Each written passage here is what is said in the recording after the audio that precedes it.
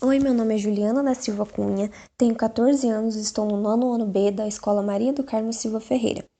Hoje eu estou aqui para falar sobre um tema muito legal, que chama ondas eletromagnéticas, mais especificamente sobre os raios UV, ultravioleta e luz visível.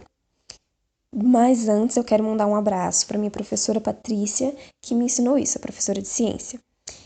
Agora vamos para o vídeo. Ondas eletromagnéticas. As ondas eletromagnéticas são capazes de se propagar em qualquer meio, seja ele dispersivo ou não.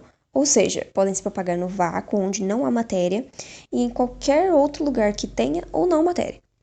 São formadas pela combinação dos campos elétrico e magnético, como o próprio nome sugere. E graças a esse tipo de onda, as pessoas podem ver TV, acessar a internet, ouvir música e esquentar a comida no micro-ondas, por exemplo. O espectro eletromagnético.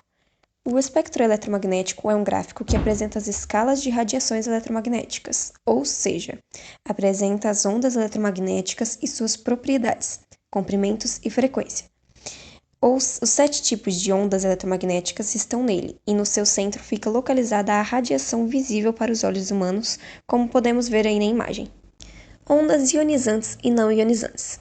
As ondas eletromagnéticas que possuem energia suficiente para remover elétrons do átomo ou quebrar ligações químicas são ionizantes, e as que possuem essa característica são a faixa final da ultravioleta, o raio-X e os raios gama. Ou seja, essas ondas que são ionizantes, elas são prejudiciais à saúde, pois elas podem chegar na nossa célula e alterar o DNA e tal. E as ondas agora não ionizantes. As radiações não ionizantes produzem também efeitos biológicos em nós, seres humanos, porém em menor quantidade e magnitude. São exemplos disso as ondas de rádio, micro-ondas e infravermelho, e luz visível. Então, as ionizantes as não ionizantes podem até fazer um pouquinho mal, mas faz bem menos que as ionizantes. Mas você deve estar se perguntando, mas onde isso se encaixa na minha vida? Onde eu vou usar isso? Muito se engana quem pensa que as ondas eletromagnéticas não estão presentes no nosso cotidiano, pois estão. E como eu citei lá em cima, elas possibilitam muitas coisas, como ver TV, ouvir o rádio, assar coisas no micro-ondas e, inclusive, até ver visão. Nossa visão depende de uma específica onda eletromagnética, o espectro visível. Mas vamos falar dele um pouquinho mais tarde. Agora vamos falar de radiações ultravioletas. As radiações ultravioletas são ondas eletromagnéticas que são emitidas pelo Sol. Ela fica depois da luz visível ali no espectro. Por isso que ele leva o nome de ultravioleta. Ultravioleta. Violeta é a última cor do espectro visível. Elas são ionizantes. Elas são prejudiciais para a saúde. Mas os seres vivos conseguem suportar pequenas quantidades de radiação UV, pois as células podem se regenerar. Mas quanto mais expostos estamos a ela, mais podemos nos causar danos à saúde, como câncer de pele, catarata e deficiência no sistema imunológico. Graças à nossa magnífica, fantástica camada de ozônio, que filtra a maior parte dessa radiação UV, os danos podem ser evitados. E, por exemplo, a radiação UVC, ela é muito tóxica à biosfera, mas a camada de ozônio, ela absorve toda ela, não deixa passar para cá, para a Terra. Já a UVB ultrapassa a camada de ozônio, mas não tanto quanto a UVA, que a UVA está presente o dia inteiro quando o sol está aparecendo. Então, temos que tomar muito cuidado com essas ondas, pois como elas são ionizantes, elas podem penetrar a nossa pele e modificar o DNA da nossa célula. Então, a gente pode ter câncer de pele, como eu disse, catarata e deficiência no sistema imunológico. Então, por isso falamos tanto da importância da camada de ozônio, né? Então, vamos nos conscientizar aí. Agora vamos falar da nossa queridinha luz visível.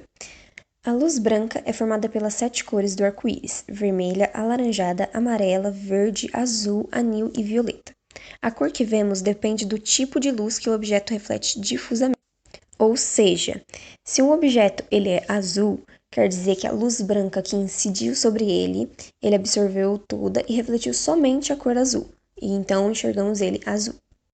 A luz é tão importante que originou o desenvolvimento de um ramo especial da física aplicada, a óptica.